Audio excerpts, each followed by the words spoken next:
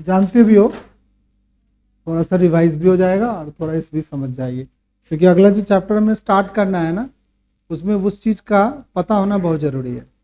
ठीक है, देखो एक चीज़ क्या होता था, एक होती है एटम, होता है एटम,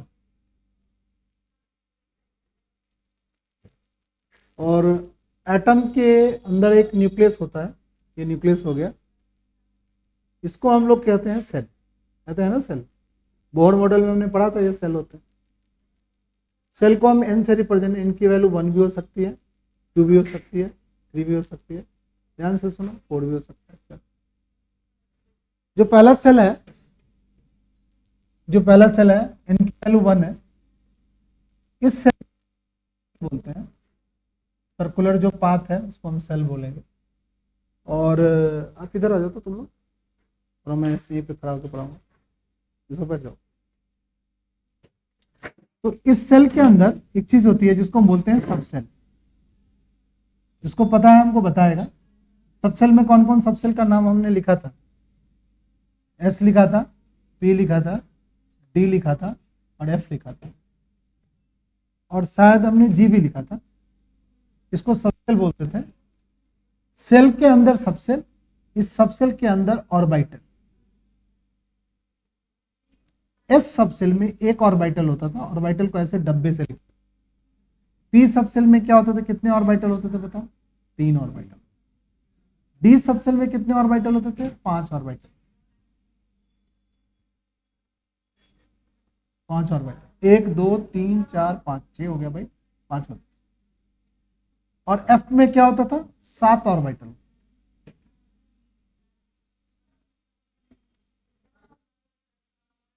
क्या बना रहा हूं, 7 ऑर्बिटल होते, 7 बॉक्स है, 1 2 3 4 5 6 7।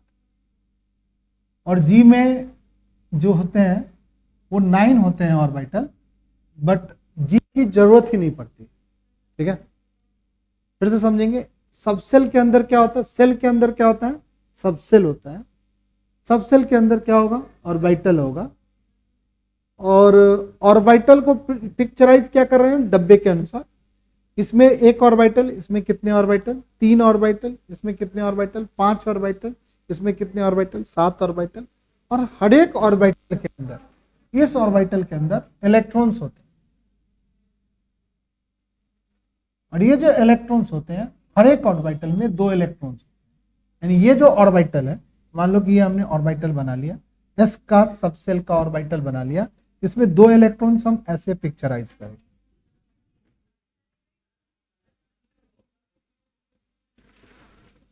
ठीक है, 2 इलेक्ट्रॉन को इस तरीके से हम विजुअलाइज करेंगे। तो बताओ एस में कितने इलेक्ट्रॉन्स होंगे, बताओ एस में कितने इलेक्ट्रॉन्स होंगे, 2, क्योंकि एक ही डब्बा है। पी में कितने इलेक्ट्रॉन्स होंगे, 6।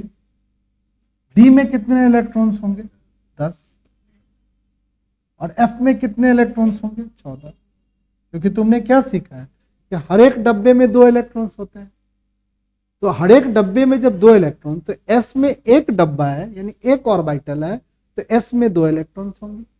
पी में 3 डब्बे हैं, हर एक डब्बे में 2 इलेक्ट्रॉन्स हैं, तो इसमें 6 इलेक्ट्रॉन्स हो गए। डी में 5 डब्बे यानी ऑर्बिटल्स हैं, तो हर एक में 2, तो 5 2 जा क्या हो गया, 10, और वो 70। 7 है तो 7 2 जा क्या हो गया, 40।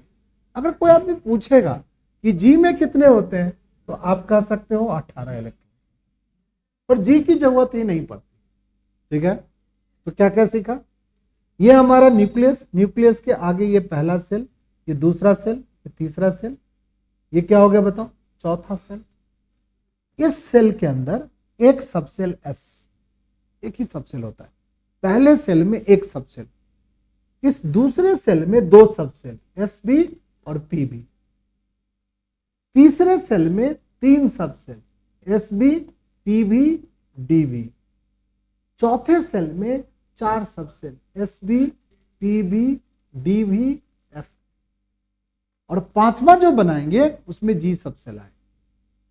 इन सारे बातों को अगर हम एक बार फिर से लिखें तो ऐसे समझ सकते हैं, कैसे समझेंगे, यह हमारी न्यूक्लियस, यह हमारा पहला सेल, यह हमारा दूसरा सेल, ये हमारा तीसरा सेल, ये हमारा चौथा सेल, और ये हमारा क्या हो गया, पांचवा। बोहर के अनुसार ये हमारा ऑर्बिट, सेल बोलो, एनर्जी लेवल बोलो, ठीक है। इसकी फिक्स एनर्जी होती थी, एनर्जी का एक फॉर्मूला भी लिखे थे, रेडियस का भी फॉर्मूला लिखे थे, नहीं लिखे थे? याद है एनर्जी का फॉर्मूला किसी बच्चे को? याद है? नहीं याद है ना, क्योंकि हम लोग पढ़ ही नहीं रहे हैं। 21.8 इंटू 10⁻⁻18 बाय में हाइड्रोजन एटम के लिए ऐसे ही लिखा। इसी को हमने एक और तरीके 0.6 बाय में n² इलेक्ट्रॉन वोल्ट। ये जितने भी सेल हैं सबकी एनर्जी का एक फॉर्मूला लिखा था हम लोगों ने, ठीक है ना। ये सेल का पहले सेल के लिए n की वैल्यू 1, दूसरे सेल के लिए n की वैल्यू 2, इस तरीके से लिखते थे हम लोग एनर्जी का फॉर्मूला। ये जूल में होता था और ये किस में होता था, इलेक्ट्रॉन वोल्ट में होता था। रेडियस का भी फॉर्मूला लिखा था, याद है किसी को बच्चे का फॉर्मूला?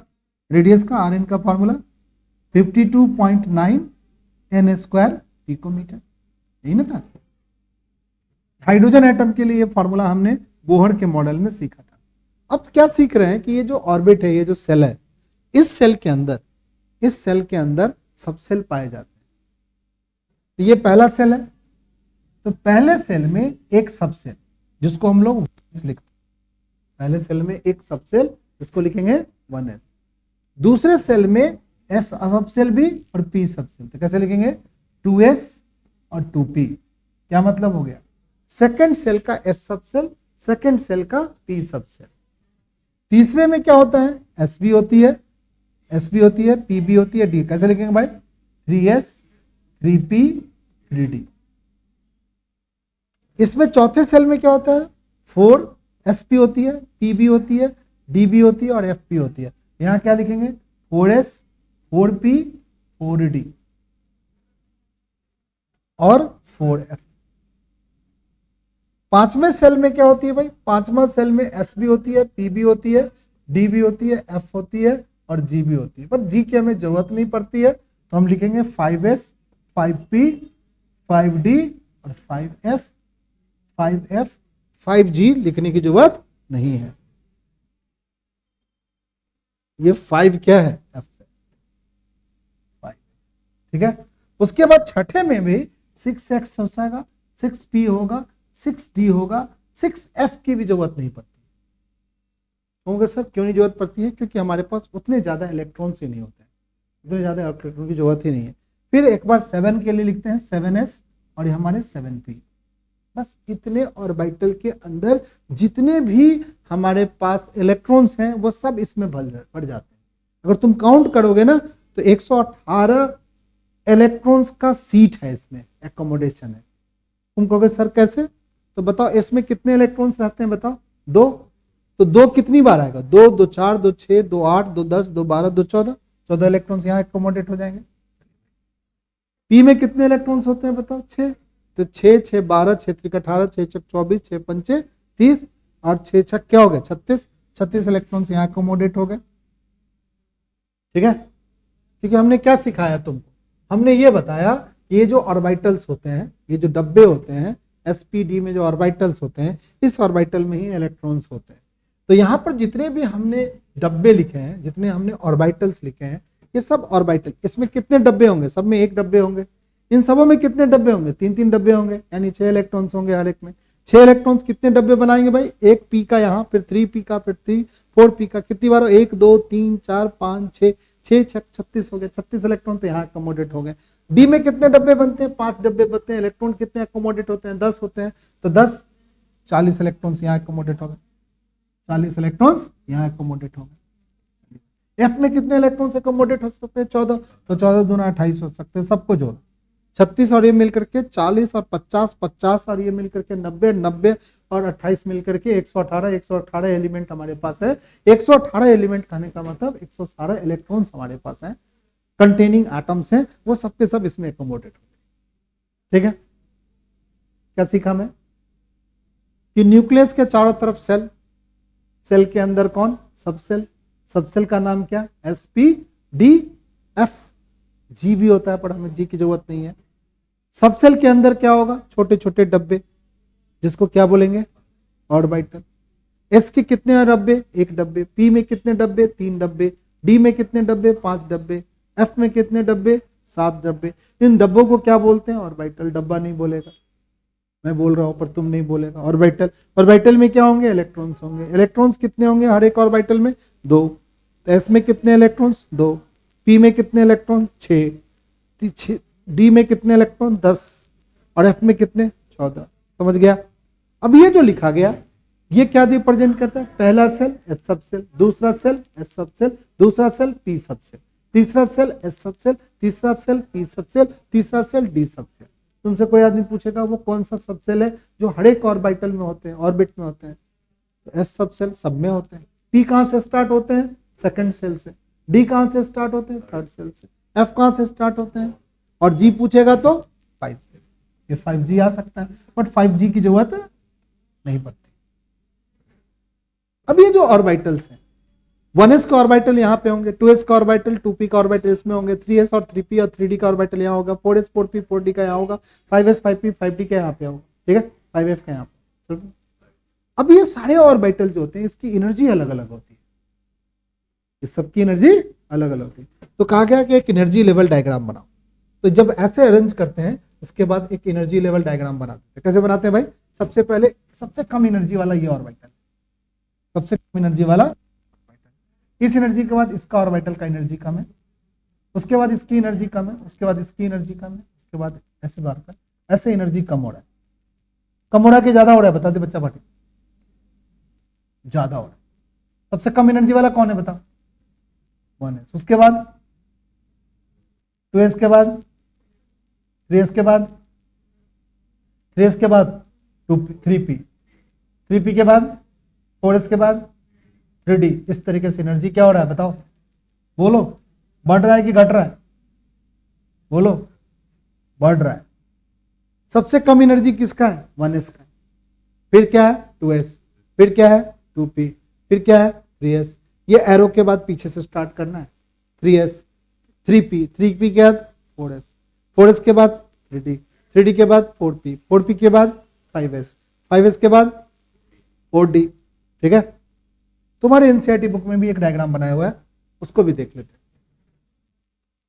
ठीक है, बना है ना, याद है, सेकंड चैप्टर में मिलेगा। सेकंड चैप्टर ना अपने आप में बहुत अच्छा चैप्टर है, बहुत सारी चीजें आप सीख जाओगे सेकंड चैप्टर में। इतनी सारी चीजें इसमें बताई गई ना, जो पूरा इतने दिनों से हम लोग पढ़ रहे हैं। हम कोशिश कर रहे हैं कि थर्ड चैप्टर में घुस जाएं, बट आज मैं सोच के आया था कि मैं थर्ड चैप्टर पढ़ाऊंगा, बट फिर से 2 बच्चे क्या हो गए बताओ, एब्सेंट हो गए। बोल के एब्सेंट हुआ, इसीलिए मैं इसको वैलिड एब्सेंट मान रहा है। देखो यहाँ क्या लिखा हुआ है बताओ, सबसे कम एनर्जी का 1s है, फिर क्या है बताओ 2s, 2s के बाद क्या है 2p, 2p।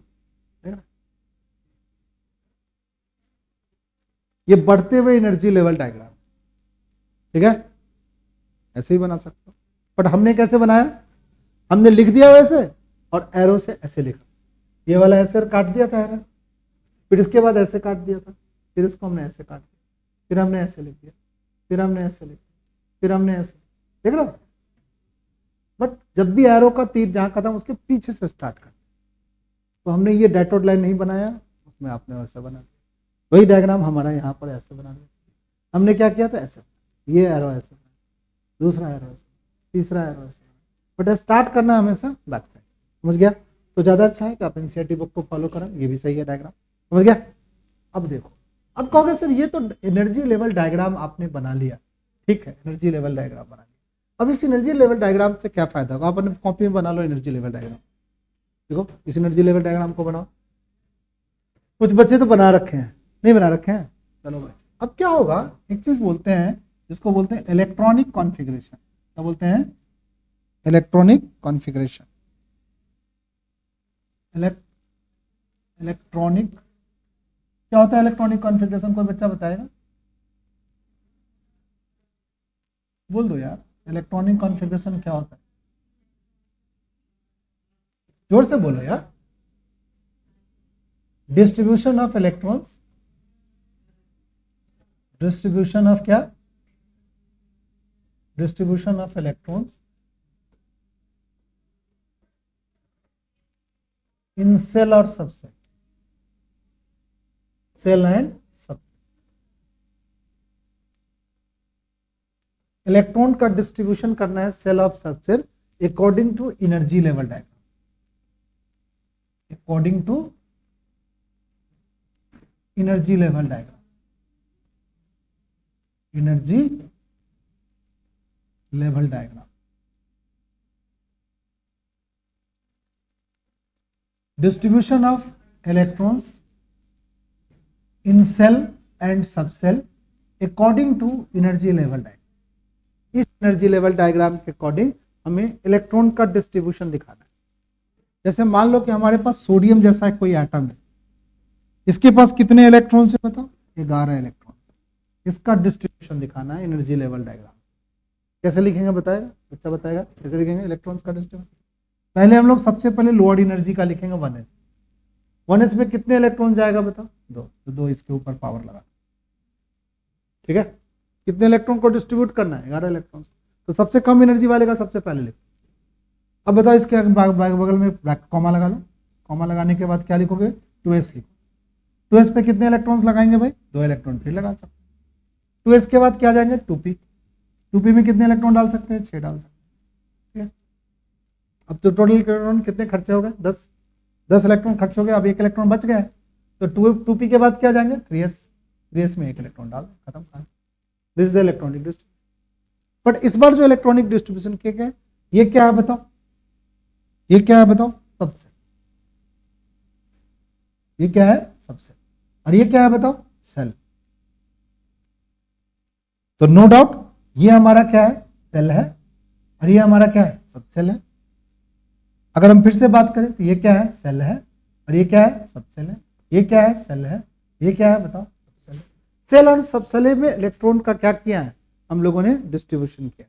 तो दैट इज कॉल्ड क्या, इलेक्ट्रॉनिक कॉन्फ़िगरेशन। किसी भी एटम का इलेक्ट्रॉनिक कॉन्फ़िगरेशन हम बना सकते हैं।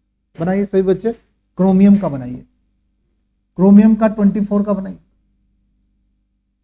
सही बच्चे क्रोमियम का बनाओ मेरे साथ, सोडियम का बनाओ, उसके बाद क्रोमियम का बनाओ।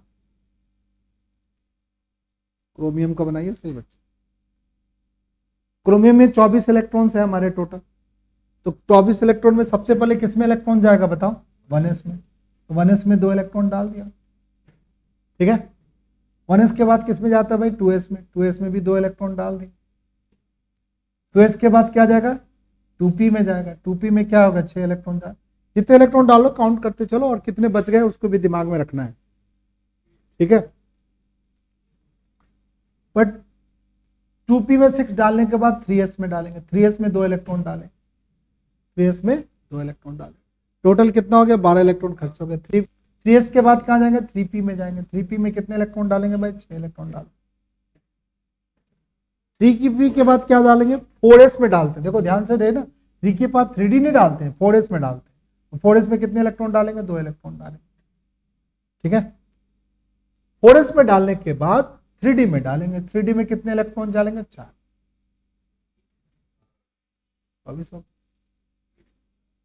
अब गुरमन बताएगा क्या ये कॉन्फ़िगरेशन सही है, ये कॉन्फ़िगरेशन को कहा जाता है गलत है। तुम कहोगे सर क्यों गलत है सर, सही तो कॉन्फ़िगरेशन हमने बनाया है एनर्जी लेवल डायग्राम में। अब 4s का एनर्जी कम था सर, पहले हमने 2 इलेक्ट्रॉन डाल दिया शायद। तो देखो सर ये टोटल मिलके सर 20 इलेक्ट्रॉन हो गए, सॉरी 10 इलेक्ट्रॉन हो गए, ये भी 10 इलेक्ट्रॉन हो गए, 10 20 हो गए, और 4 इलेक्ट्रॉन ये हो गए, 24 इलेक्ट्रॉन तो हो गए सर। फिर कॉन्फ़िगरेशन में गलती क्या हो गई, गलती ये हो गई, एक कॉन्सेप्ट है। कॉन्सेप्ट कहा गया कि जो हमारे पास हाफ फील्ड होते हैं, हाफ फील्ड होते, हाफ फील्ड ऑर्बिटल जो होते हैं, और एक होता है फुली फील्ड, फुली फील्ड होते, फुली फील्ड होते। ये दोनों ऑर्बिटल क्या होते हैं, ज्यादा स्टेबल होते हैं, मोर स्टेबल, मोर मोर स्टेबल। एक कॉन्सेप्ट है, इस कॉन्सेप्ट को हम याद कर लें कि हमारी हाफ फील्ड ऑर्बिटल और फुल फील्ड ऑर्बिटल ज्यादा स्टेबल। ठीक है सर, मान लिया आपकी बात को। अब इसमें क्या गलती है, कैसे सुधार होगी सर, तो इसको कैसे सुधार करेंगे। ये दोनों जो ऑर्बिटल है, ये देखो 4s और 3d की, देखो 4s के जस्ट बाद, इस 4s के जस्ट बाद 3d आता है। इसमें ज्यादा एनर्जी का गैप नहीं है, इसमें एनर्जी का ज्यादा गैप नहीं है। कहोगे क्यों सर एनर्जी का गैप ज्यादा क्यों नहीं है? भाई जस्ट बाद में है, इसकी एनर्जी में बहुत ज्यादा गैप नहीं है। तुम्हारे जो तुम 2 महीने से पढ़ रहे हो और कोई बच्चा अभी आएगा, उसकी एनर्जी में कितनी गैप है? थोड़ी बहुत ही तो गैप है, ठीक है ना। बट तुम्हारे एनर्जी और तुम्हारे 12th क्लास की एनर्जी के गैप में ज्यादा गैप है। बट कोई बच्चा किसी चैप्टर को 2 महीने पहले से पढ़ रहा है, कोई बच्चा आज पढ़ना है, तो थोड़ा बहुत एनर्जी का गैप हो सकता है, वो भी पढ़ के आया। तो कहा गया कि ये जो एडजेसेंट एटम की जो एनर्जी होती है, एनर्जी लेवल की जो एनर्जी होती है, उसमें थोड़ा ज्यादा गैप नहीं होता है। तो ये क्या कर सकता है, अपने इलेक्ट्रॉन को एक्सचेंज कर सकता है, ठीक है। एक्सचेंज करने में क्या कहेगा, ये वाला ऑर्बिटल कहेगा हाफ, आप तो सर फुलफिल्ड हो, हम तो लेस देन हाफ फिल्ड है। तो ये ऑर्बिटल इसको बोलेगा कि हमें एक इलेक्ट्रॉन तुम अपना वाला दे दो। अगर ठीक है सर दे देता हूं, तो 4s1 हो जाएगा और 3d कितना हो जाएगा बताओ 5। अब देखो क्या हुआ, हमारी केमिस्ट्री में सब चीज स्टेबिलिटी को गेन करना चाहता है। तो हमारी गेन क्या हुआ भाई, ये स्टेबल था और ये क्या था बताओ, अनस्टेबल था। अब क्या हो गया, ये भी हाफ फील्ड हो गया और ये भी क्या हो गया, हाफ फील्ड हो गया, दोनों हाफ फील्ड हो गया। हाफ फील्ड चीजें क्या होती है बताओ, स्टेबल होती है। ठीक है भाई, ये ज्यादा स्टेबल है, सही है, समझ गया। बट ये कहां लगाएंगे, क्रोमियम के केस में लगाएंगे, 24 के कॉन्फ़िगरेशन में लगा, बाकी जगह नहीं लगाएंगे। सब जगह ये कॉन्सेप्ट लगाने की कोशिश नहीं करेंगे। तुम और जगह करोगे तो तुम्हारा हाफ फील्ड वाला का जो कॉन्सेप्ट है ना, वो कॉन्सेप्ट ठीक नहीं आएगा, ठीक है। तो यहां लगाएंगे और एक और जगह है जहां पर आप लगा सकते हैं, वो है हमारा कॉपर का। कॉपर का जो 29 होता है, कॉपर, कॉपर में क्या हो गया 29 होता है। कैसे लिखेंगे बताओ, 1s2 2s2 बोलो, 2p6 3s2 3p6 4s2 3d9, copper का ही। भाई यहां तक हमारा 20 था, यहां तक हमारा 20 था, ये तो 29 का हो ही गया। फिर से कॉपर वाले ने कहा इस वाले को कि भाई देख तू स्टेबल है, हम अनस्टेबल है, और हम लोग दोनों पास पास के आदमी हैं, दोनों का स्टेबल होना क्या है, जरूरी है। तो क्या किया भाई, ये 4s क्या बना दिया, ये 4s1 बन गया, हाफ फील्ड हो गया, और ये 3d क्या बन गया बताओ, 10 हो गया, ये फुल फील्ड हो गया। अब ये भी स्टेबल हो गया और ये भी स्टेबल, ठीक है, ये भी स्टेबल हो गया और ये भी स्टेबल हो गया। तो 29 और किसका बोले, 29 और इसका, 29 और 24 कॉपर और क्रोमियम का इलेक्ट्रॉनिक कॉन्फ़िगरेशन लिखने को आएगा, तो आप यही लिखेंगे। बाकी किसी का भी लिखने आए, आप सिंपल तरीके से सोचो। जैसे अगर आपको दे दिया किसी का कि आप कैल्शियम का लिखो, तो सबसे पहले जो कैल्शियम का लिखने के लिए क्या चाहिए, तो आपको कैल्शियम का एटॉमिक नंबर आना चाहिए। तो कैल्शियम का कितना होता है बताओ, कोई बच्चे को पता है, 20 होता है। लिख दो भाई, 1s2 2s2 2p क्या आएगा बताओ 6, 3s2 3p6 बोलो 4s 20 आ गया भाई। ध्यान से देखो, ये हमारा 10 इलेक्ट्रॉन्स, ये हमारा 10 इलेक्ट्रॉन, खत्म, ठीक है। तो कॉपर के लिखने में और क्रोमियम के लिखने में थोड़ी सी प्रॉब्लम है, बाकी किसी का भी लिखने में कोई भी प्रॉब्लम नहीं है। तो सभी बच्चे अगर चाहोगे तो हाइड्रोजन से स्टार्ट करके जिंक तक, हाइड्रोजन का एटॉमिक नंबर 1 होता है और जिंक का क्या होता है बताओ 30 होता है। 1 से लेके 30 तक सबका कॉन्फ़िगरेशन लिख करके दिमाग में रख करके, कॉपर और क्रोमियम का अगर पूछेगा उसका थोड़ा सा बदल करके दिमाग में रख सकते हैं। अब एक बात क्या हुआ, कॉन्फ़िगरेशन लिख लेंगे। जब तुम छोटे थे तब जो कॉन्फ़िगरेशन लिखते थे उसमें सिर्फ सेल का डिस्ट्रीब्यूशन करते थे। अब क्या करते सोचे देखो सही बच्चे,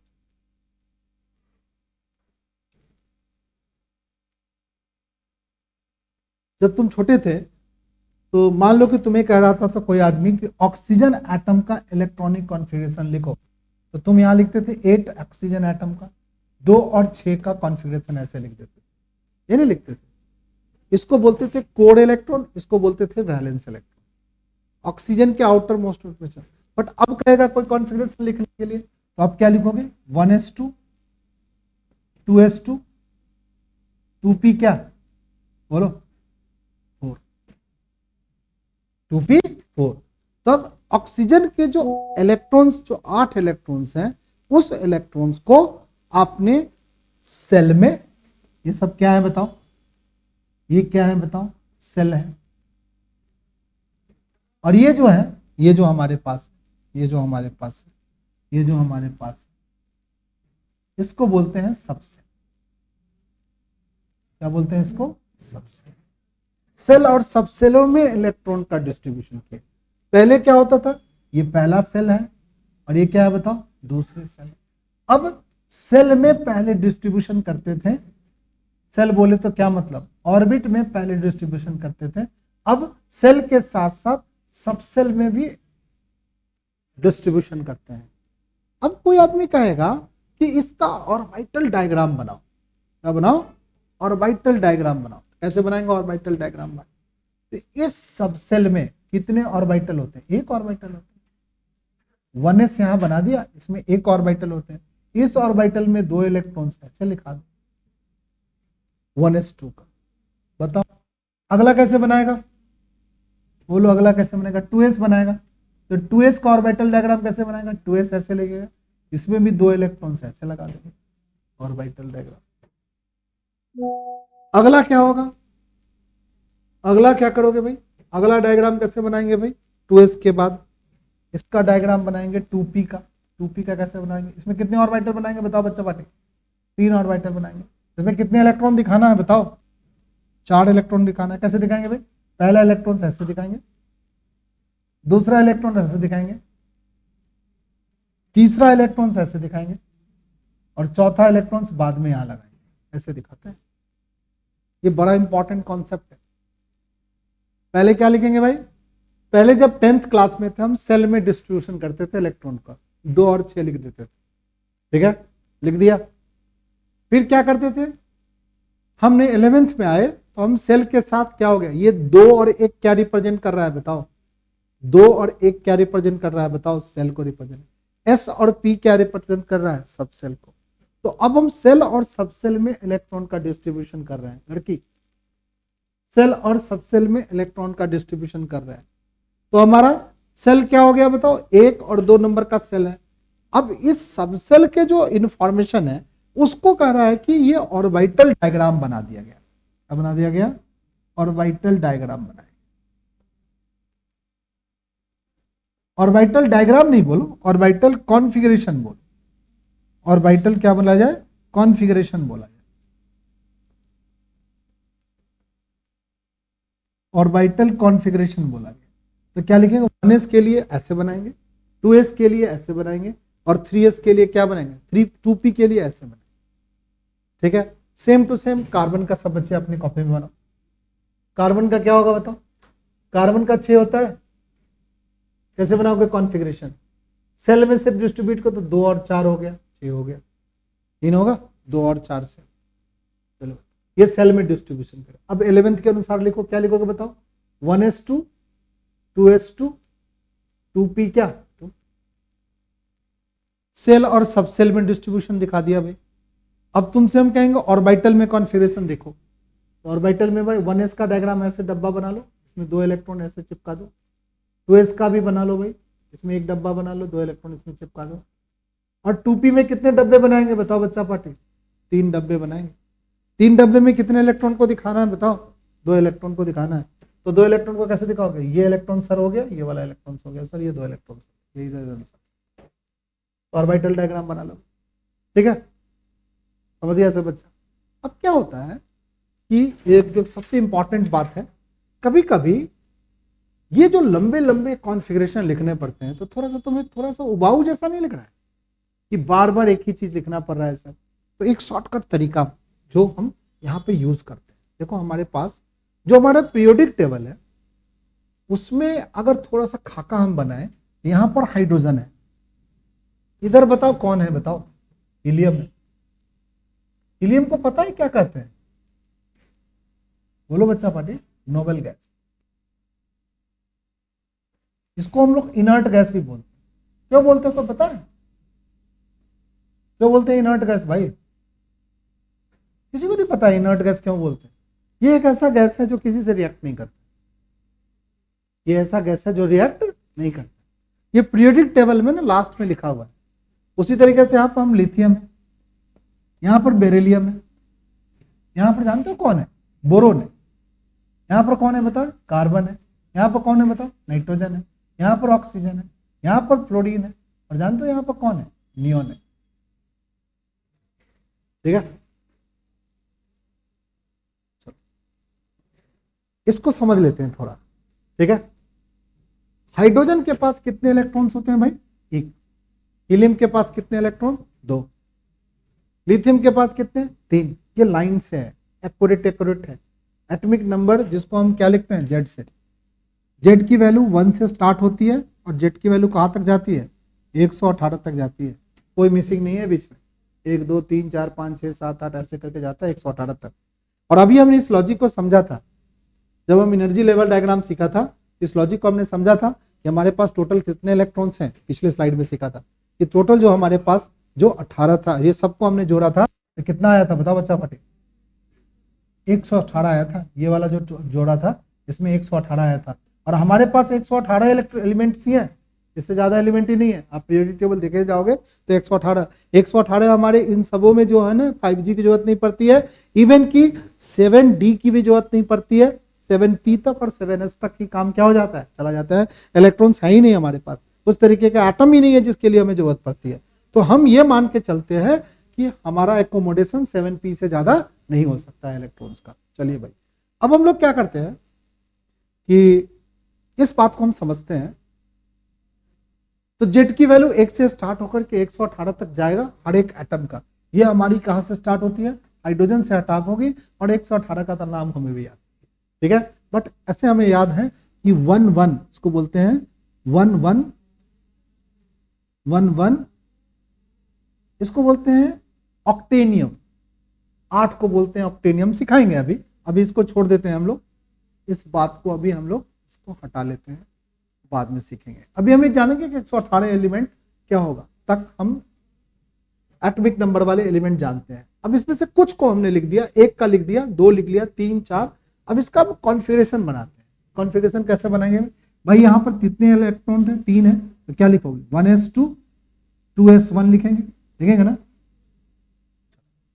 इसका कॉन्फ़िगरेशन लिखेंगे तो क्या होगा, कोई बच्चा बताएगा, हीलियम 1s2 लिखेंगे ना। अब देखोगे इसका कॉन्फ़िगरेशन क्या लिखेंगे बताओ, 1s1।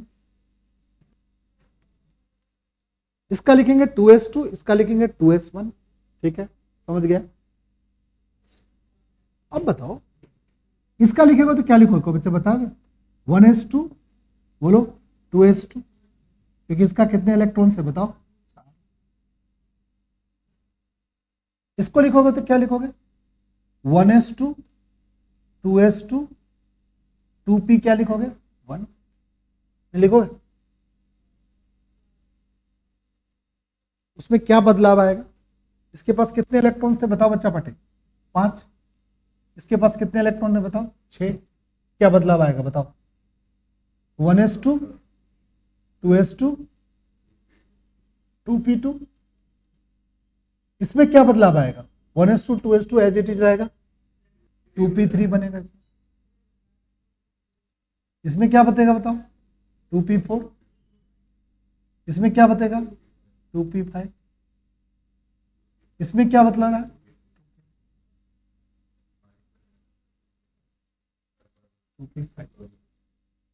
अब बताओ इस पूरे लेयर को देखो ध्यान से, क्या सब में कॉमन है। पूरे लेयर को देखो, लिथियम से चले जाओ नियोन तक, नियोन को छोड़ दो फ्लोरीन तक चले जाओ, क्या कॉमन है जो बदल नहीं रहा है? जोर से बोलो यार, क्या 1s2 सर नहीं बदल रहा है, बहुत अच्छा। 1s2 सर आपका नहीं बदल रहा है, देखो ध्यान से सर, इसमें वो 1s2 है सर, है इसमें भी सर आपका 1s2 है सर, ये बदल रहा है सर 2s2 2s1। इसमें भी सर 1s2 है, इसमें भी सर 1s2 आया है सर, बाकी में तो आप लिखे नहीं हो सर, पर आएगा जरूर 1s2। ठीक है, तो कॉन्फ़िगरेशन कहा गया, ये 1s2 किसका कॉन्फ़िगरेशन है, 1s2 किसका कॉन्फ़िगरेशन है बताओ। 1s2 किसका कॉन्फ़िगरेशन है? बोलो यार, नोबल गैस का कॉन्फ़िगरेशन है सर, ठीक है, नोबल गैस का कॉन्फ़िगरेशन है। यानी इस नोबल गैस के पास वाला कॉन्फ़िगरेशन, सबसे पास वाला कौन है? इस 1s2 के सबसे पास वाला कौन है? वो लिथियम है। 1s2 2s1 है, वो सबसे पास वाला है, पर है सब में कॉमन। तो कभी कभी कार्बन का कॉन्फ़िगरेशन ऐसे भी लिखते हैं। कैसे लिखते हैं? कार्बन का, कार्बन लिखते हैं, कितना है? 6 लिखते हैं। तुम कॉन्फ़िगरेशन लिखो, यहाँ पे हीलियम, ब्रैकेट लगाओ, यहाँ लिखो 2s2, यहाँ लिखो 2p, क्या बोलो बोलो 2p, क्या लिखोगे? 2 लिख दो यार, क्या दिक्कत है? इस पूरे चीज को क्या लिख दिया बताओ? हीलियम लिख दिया और बाकी लिख दिया। ये भी तरीका है। अब बताओ, ये बात के बाद इसके नीचे एक बात हम लिख लेते हैं, इसके नीचे लिख लेते हैं सोडियम, इसके नीचे लिख लेते हैं मैग्नीशियम, इसके नीचे लिख लेते हैं एल्युमिनियम, इसके नीचे लिख लेते हैं सिलिकॉन, इसके नीचे लिख लेते हैं फास्फोरस, इसके नीचे लिख लेते हैं सल्फर, इसके नीचे लिख लेते हैं क्लोरीन, और इसके नीचे लिख लेते हैं नियोन के नीचे आर्गन। समझ गया? अब हम एल्युमिनियम की बात करें। एल्युमिनियम 13 होता है, ठीक है, और नियोन का कॉन्फ़िगरेशन पूरा लिख लेते हैं। नियोन कितना है बताओ? यहां 9 था, नियोन हमारा कितना था? 10। कैसे लिखोगे? 1s2 2s2 2p, क्या लिखोगे? 6। हो गया 10 इलेक्ट्रॉन। अब इस एल्युमिनियम का लिखना चाहते हैं, कैसे लिखोगे एल्युमिनियम का? बताओ बच्चा पार्टी, एल्युमिनियम का कैसे लिखोगे? बताओ एल्युमिनियम का कैसे लिखोगे? 1s2 2s2 2p6 3s1 3p1। अब ध्यान से 3s2 3p1। अब बताओ इस कॉन्फ़िगरेशन में किसका कॉन्फ़िगरेशन घुसा हुआ है? हीलियम से ज्यादा का। देखो ये पूरा कॉन्फ़िगरेशन आपका घुसा हुआ है। किसका है ये कॉन्फ़िगरेशन? ये आर्गन का कॉन्फ़िगरेशन घुसा हुआ है, नियोन का, सॉरी बच्चा, नियोन का कॉन्फ़िगरेशन घुसा हुआ है। देख रहे हो, नियोन का कॉन्फ़िगरेशन घुसा हुआ है। तो एल्युमिनियम का कॉन्फ़िगरेशन कैसे लिख सकते हैं? एल्युमिनियम का कॉन्फ़िगरेशन कैसे लिख सकते हैं? नियोन, ठीक है, और साथ में क्या लिखेंगे बताओ?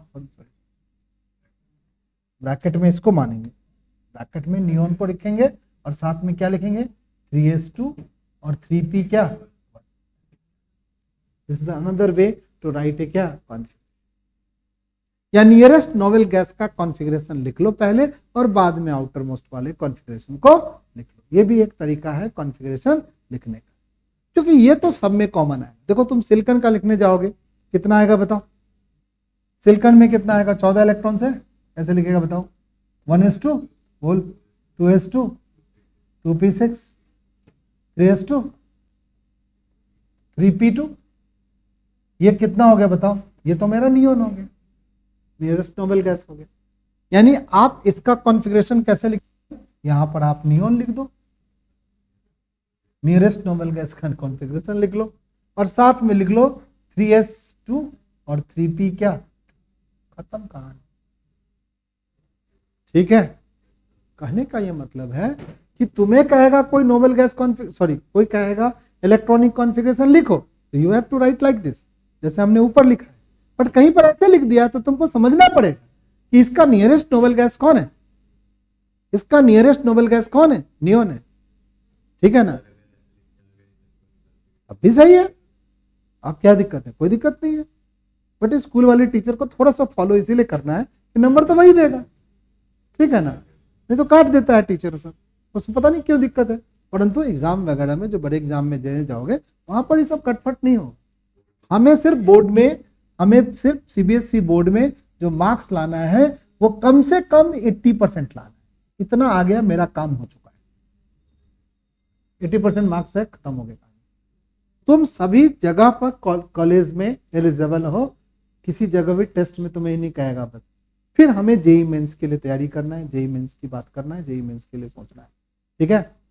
अगर आप 95% से ऊपर लाओगे तो तुम्हारा ये होगा कि कहीं तुम एडमिशन के लिए जाओगे तो जहां पर 12वीं के मार्क्स को भी थोड़ा तवज्जो देने वाला इंस्टीट्यूशन होगा, वहां थोड़ा इस मार्क्स को भी, जैसे आपका यहाँ पर नोएडा में 62 सेक्टर में एक कॉलेज है, वहां पर जेपी नोएडा में जेपी का कॉलेज है, ठीक है, वहां पे है, वहां पर 95 से ऊपर रहेगा तो डायरेक्ट भी एडमिशन हो जाता है बहुत सारे कॉलेज, कहीं कहीं ऐसे चांसेस है।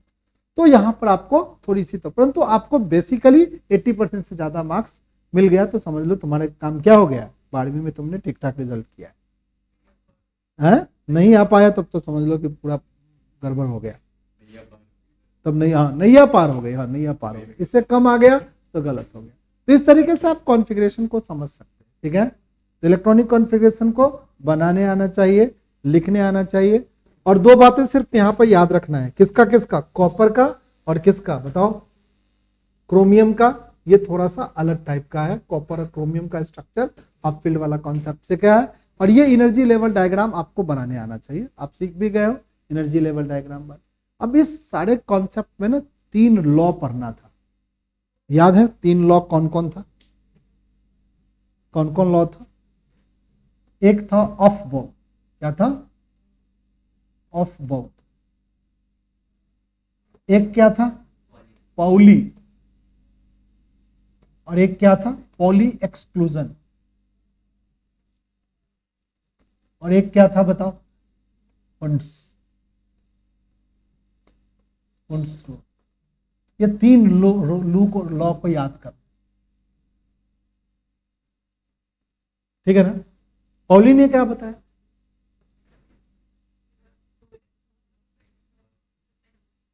देखो पॉली ने क्या बताया, ऑफ बाउ ने क्या कहा, एक मिनट, ऑफ बाउ क्या कहता है, जवाब ऑफ बाउ ने क्या कहा,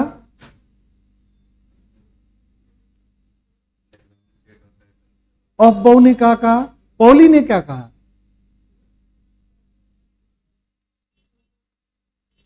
चलो पहले मेरे ऑफ बाउ बताओ, ऑफ बाउ ने क्या कहा कि जो इलेक्ट्रॉन का डिस्ट्रीब्यूशन होगा, पढ़ो है गगन, पढ़ो,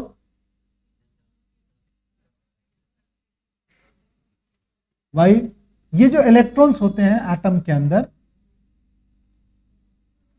वो ऑर्बिटल के अंदर फिल होंगे, ऑर्बिटल के अंदर फिल होंगे।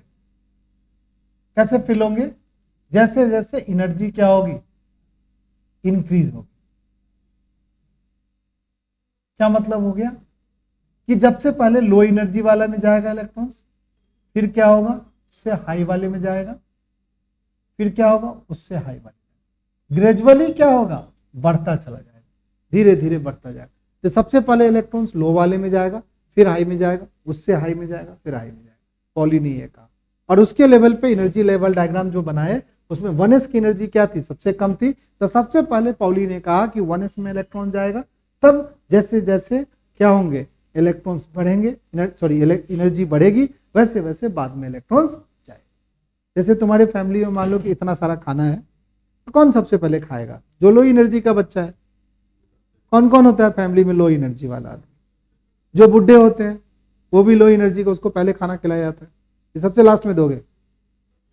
सबसे पहले मम्मा पापा कहेगा कि पहले दादा दादी नाना नानी को खिला ले तू, ठीक है।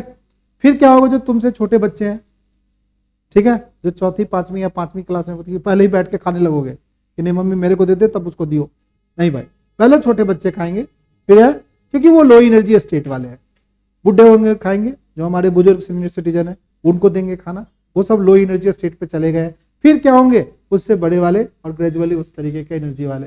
कोई आदमी बहुत ज्यादा एनर्जी वाले तो नहीं भी खा सकता है, ठीक है, उसके पास खाना ही नहीं बचा, इलेक्ट्रॉन्स ही नहीं बचा, तो उसके पास इलेक्ट्रॉन्स देने की जरूरत नहीं है।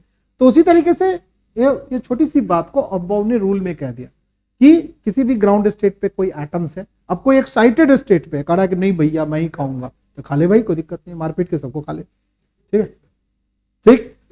परंतु जनरली ग्राउंड स्टेट की बात कर रहे हैं, जब नॉर्मल एनर्जी स्टेट है, सब आदमी नॉर्मल बातें कर रही है, जो तो कहा लोअर एनर्जी वाला क्या होगा भाई, सबसे पहले खाएगा, फिर धीरे धीरे इलेक्ट्रॉन्स बाद वाले में बढ़ेगा। ये किसने कहा, अब्बाउ ने कहा। हुंड्स ने पॉली ने क्या कहा कि जो ऑर्बिटल्स होते हैं ना, इस ऑर्बिटल में 2 से ज्यादा इलेक्ट्रॉन्स नहीं घुस सकते, और ये दोनों क्या होंगे, अपोजिट स्पिन में होंगे। यही बताया था, बोलो पॉली ने क्या बताया था कि हुंड्स ने बताया था यार, पॉली ने ये बताया था। पॉली ने कहा कि ये जो ऑर्बिटल्स होते हैं ना, इसमें इलेक्ट्रॉन्स क्या होते हैं, 2 ही भरेंगे, 2 से ज्यादा नहीं होंगे।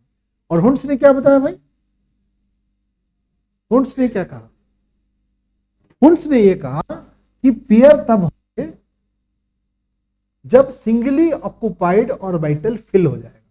क्या मतलब हो गया, जैसे 2p लिखा हुआ है 4, तो कैसे कहेंगे 2p4 को हम कैसे डिस्ट्रीब्यूट करेंगे 3 ऑर्बिटल में, तो पहले एक एक ऑर्बिटल में इलेक्ट्रॉन डालेंगे, तब करेंगे डबल। डबल तब तक नहीं करेंगे जब तक सिंगली ऑक्युपाइड ना हो, ये हुंड्स ने कहा। मान लो कि कोई बच्चा 2p में 4 इलेक्ट्रॉन्स है और वो बच्चा 3 ऑर्बिटल में इलेक्ट्रॉन्स को ऐसे सजा दे रहा है, वो क्या कर रहा है बताओ, ठीक है, ऐसे नहीं सजाते। अगर 3p 2p का क्या है, 2p का 3 इलेक्ट्रॉन्स है, तो कैसे सजाओगे तीनों इलेक्ट्रॉन्स को, बताओ, तीनों ऑर्बिटल में एक एक इलेक्ट्रॉन्स देंगे। कोई कहेगा बच्चा 2p3 को सर हम ऐसे बता देंगे कि पहले वाले को मैं डबल कर देता हूं सर, और बाद वाले में सिंगल कर देते हैं, ये क्या है, गलत है। हुंड्स ने कहा कि पहले सिंगल सिंगल ऑर्बिटल में इलेक्ट्रॉन्स को भरो, तब डबल। समझ गया, इतनी बात क्या रखना है, याद रखना है। अगर ये बात हम याद रखेंगे तो हमारा तो 3rd चैप्टर है ना, उसको पढ़ने में क्या आएगा, मजा आएगा। ठीक है, तो नेक्स्ट चैप्टर में हो सकता है नेक्स्ट क्लास में सारे बच्चे आएंगे, तो 3rd चैप्टर हम क्या करेंगे, पढ़ाना शुरू करेंगे। ठीक है, बात तो आज की रहने देते हैं क्लास, नेक्स्ट क्लास में नहीं आएगा सब, नहीं आएगा तो कोई बात नहीं, हम लोग फिर पढ़ लेंगे।